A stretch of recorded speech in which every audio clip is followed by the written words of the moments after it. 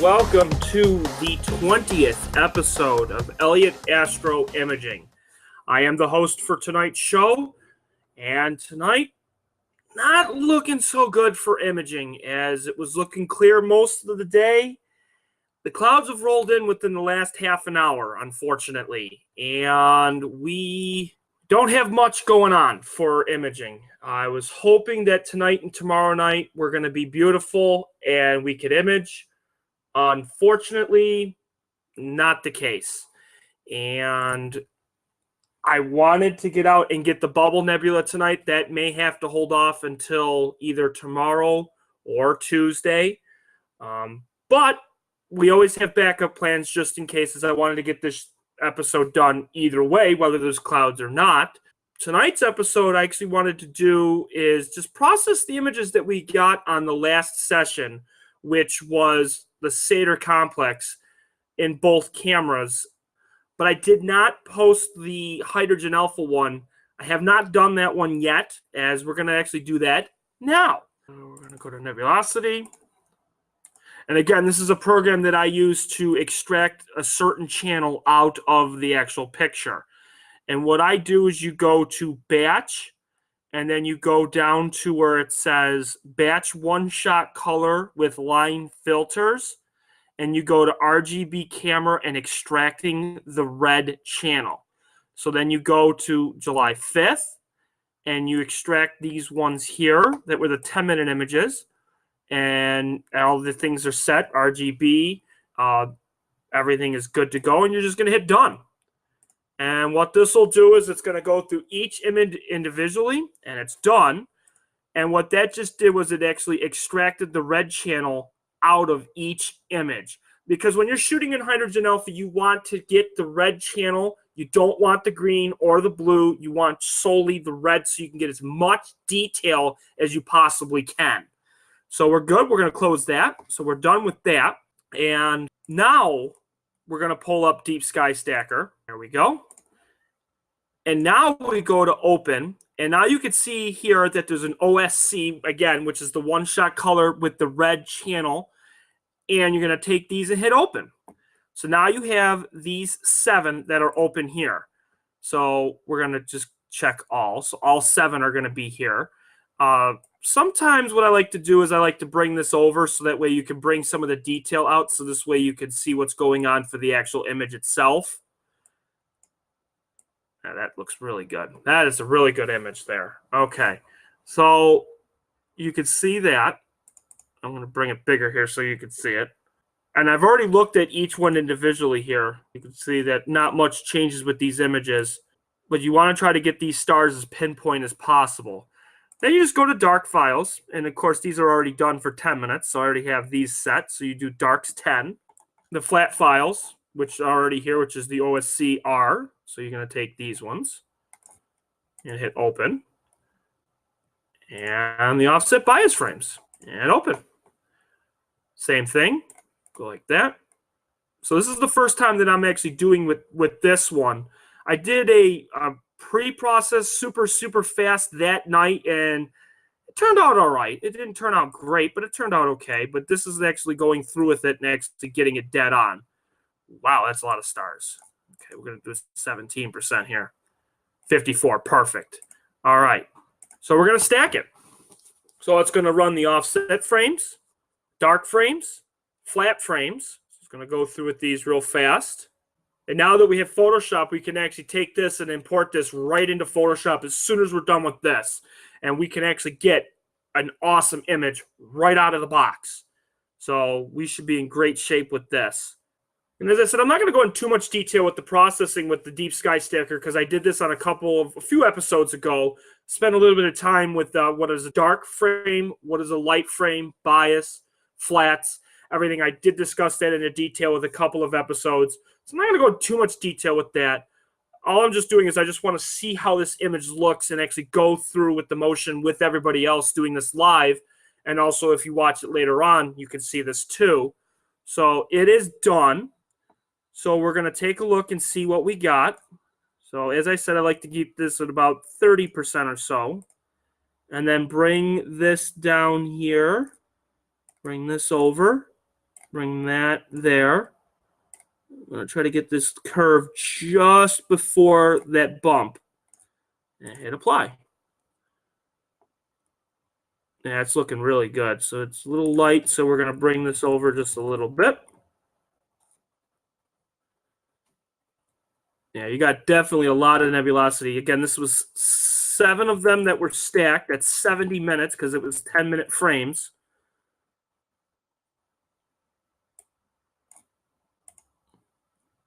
Yeah, this turned out really, really, really well. I mean, I'm very impressed. I'd like to get a little bit more of this, but I'm very impressed with this. We're going to lower the dark point on this, so this way you'll be able to see the darkness in the trails. You'll be able to see some of the nebulosity, which is all right here. So that's really good. You can see there's a trail here. There's a trail bunch of it in here. There's some at the top. This bright star that you see here, that's Sadr. So then you'll be able to see everything all with that. So that is really, really cool. And that turned out really well. And I might go back to this later on sometime. I don't know when, but I will get to this and at least put some more. Now, my ultimate goal at this point right now is to add to this by making a mosaic. And I've already got the Sadr complex where the actual Sadr star is there, but I also wanted to get I got the crescent, but I want to bring this down all the way until you get to Deneb and North American Nebula and the Pelican. So I want to get all of that and connect the two. It may take me until next year, but with astronomy and astrophotography, it can wait.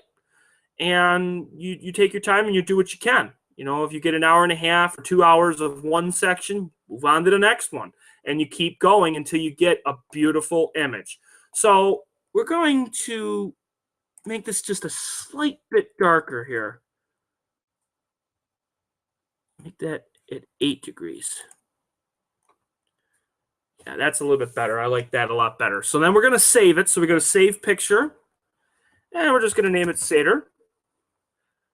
And you want to apply so that way you know exactly what's going on. And you just hit save. So it is going to save the image.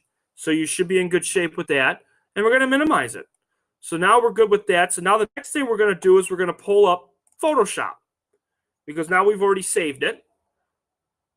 So now we're going to pull up Photoshop and we're going to just load it into that. So give me 1 second here and I'm going to pull that up so everybody can take a look. There we go. And we're going to open it. There we go. So there's the Sadr image here. And the first thing I do is you can see that there's a thin black outline around the image. And that's artifacts. If you don't do what I did with the red border on Deep Sky Stacker, that box will actually be thicker and you have to cut out more of the image, but it's very thin, not a big deal. Go to image, go to crop, gone. And then Control D. Now you're set. Now this is the image and we're looking great. So the first thing I do, as always, is we go to filter and then we go to gradient exterminator.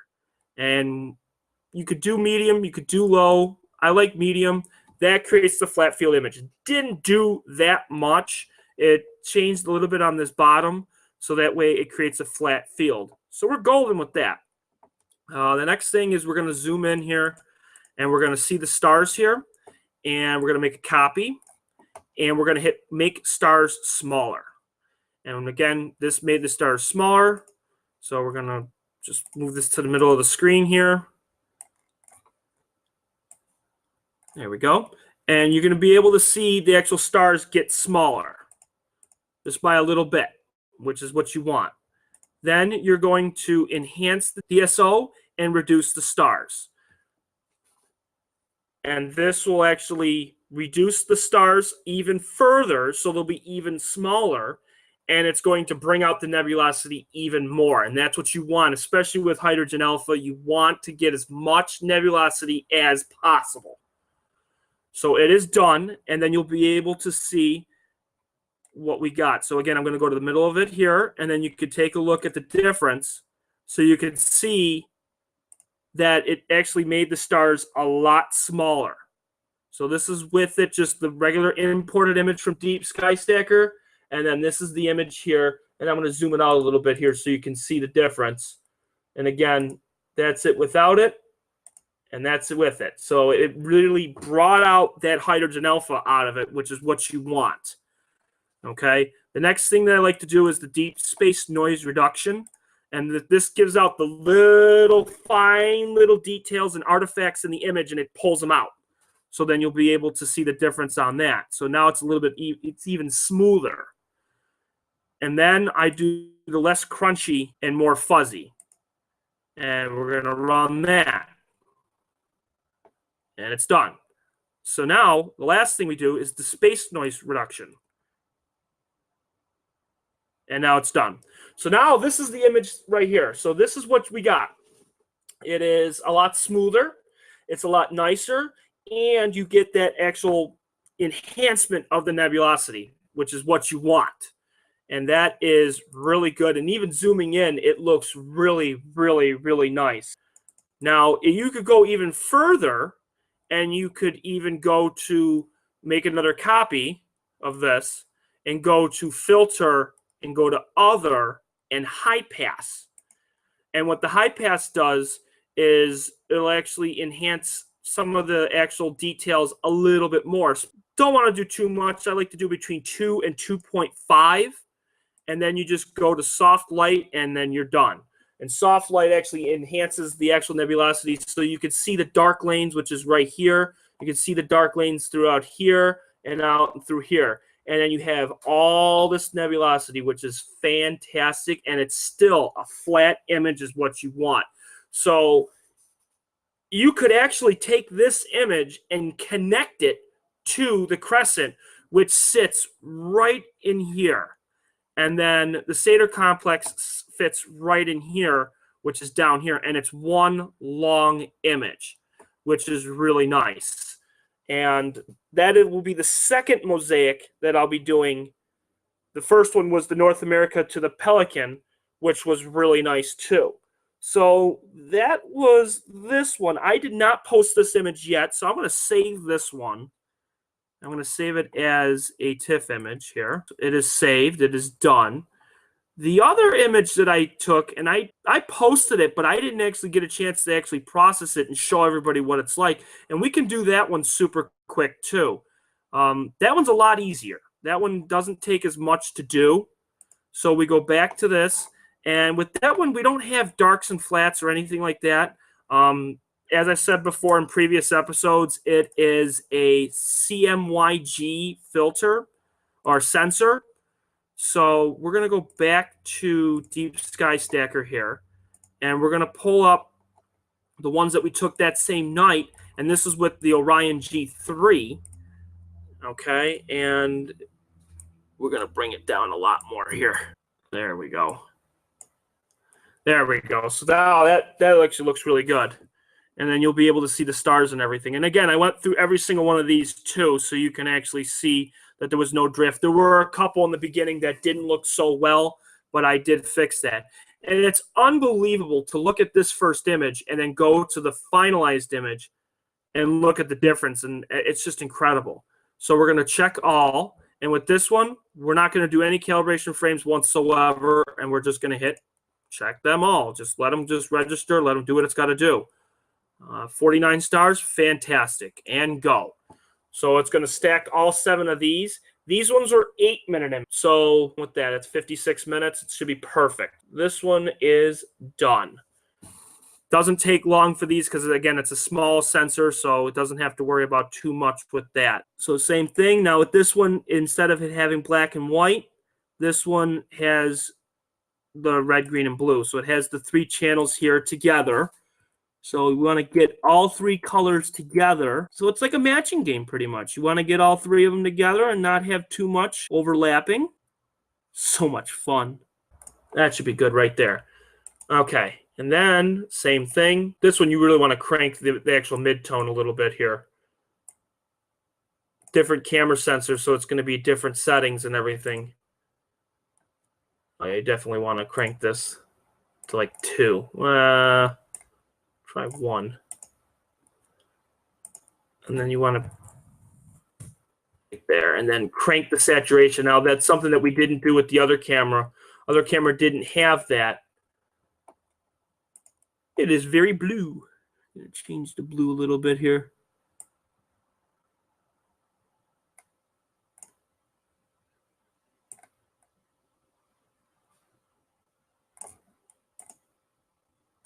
Whoa, that's very green.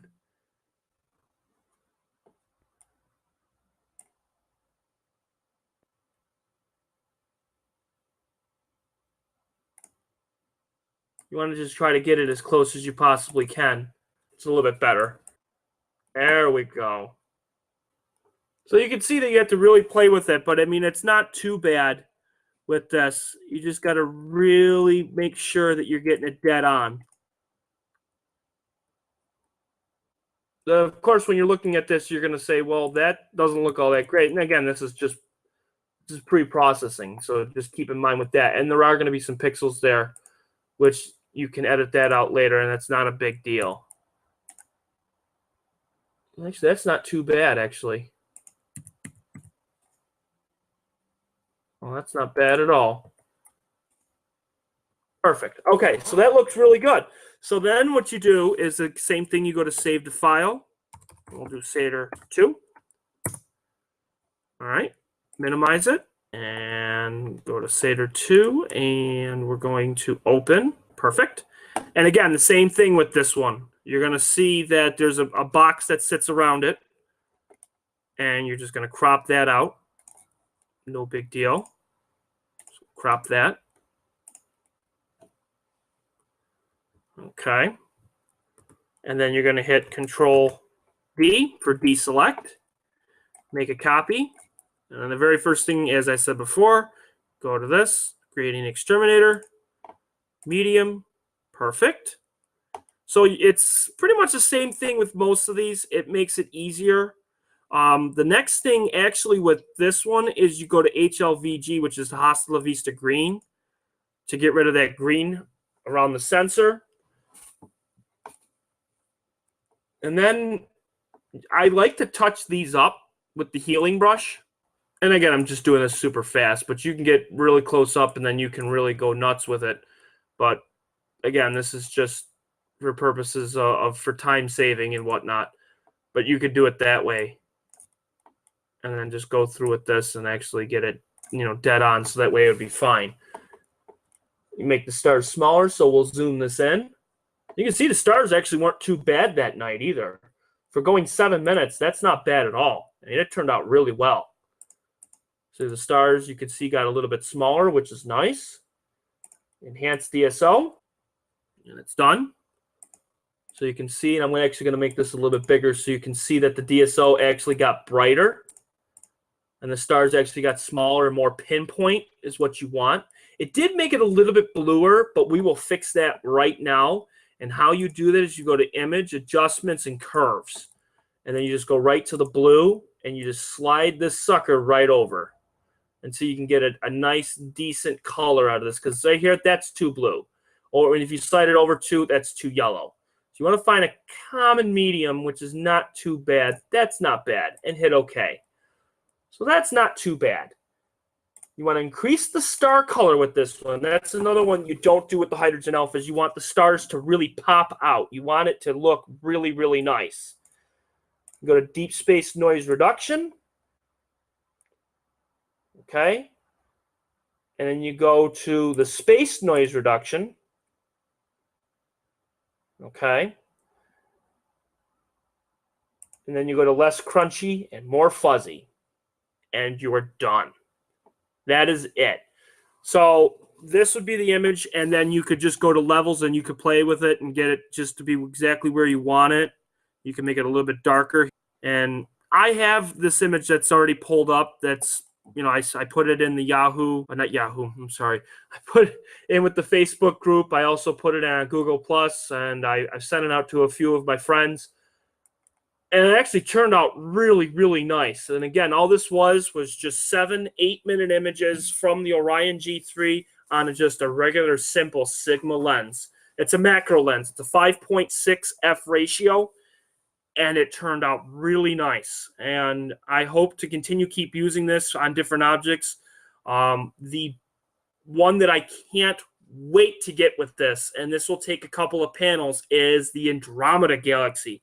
That will be up sometime for imaging. It'll be up sometime within the next month or so, as it's rising now, but I like to get it at about 30 degrees or so that way you can get it as a nice image. So those are the two images that we took within the last image session. I'm looking outside. It's still not looking good. So imaging, it's going out the window tonight. So I apologize to everybody. I had my hopes very, very high. Check the clear sky chart. It was looking fantastic this morning. I was so happy, and my hopes were dashed. I could pull up the clear sky chart now and see what it says. It's probably not looking so good. There we go. As right now, it's 10:30, and it's meh. Seeing in transparency is okay, but you can never really rely on the clear sky chart, but it is a good tool to use for distant forecasts. So hoping that stays right for tomorrow night, as it looks like at 7 o'clock it's going to be nice, going all the way till 1 or 2 a.m. So then again, it says that this is clear, and it's not. And it's not even close. There's some big cloud bands that are coming through, and it doesn't look good. But I do have, which is really nice, is my website up here is the homepage is updated, and you can actually see it. So you actually, if for the people at home that are viewing this through my website on the live stream, you are looking at my website through my website to look at my website. That's crazy. But it is up there. I did put all the episodes dating all the way back to episode 1, all the way to 19, and even the current one, which is right here. So for future episodes and everything, you will see the episode here. So when this is over, I will put the new one for episode 21 up here with a countdown to when the next episode is going to be. And again, you can live stream this right here by clicking the play button, and it will go live. You can also subscribe, which is right here at the very top, so everybody can subscribe to YouTube, and that way you'll get updates straight from there. You don't even need to go to YouTube at all. You don't even need to go to Facebook. It's all on the website here. I will make sure I update this on a daily basis to make sure that everybody gets as updated as possible. So everything is all here for you. Everything is all good to go. So I'm going to end the broadcast now. And even though we didn't get any imaging done, but hoping, crossing your fingers, tomorrow will be a better night. I want to thank everybody for watching, and have a great night. Bye. Hey everyone, thanks for watching. If you like my videos, please hit the like and the subscribe button for more updates. Until the next episode, see you all later.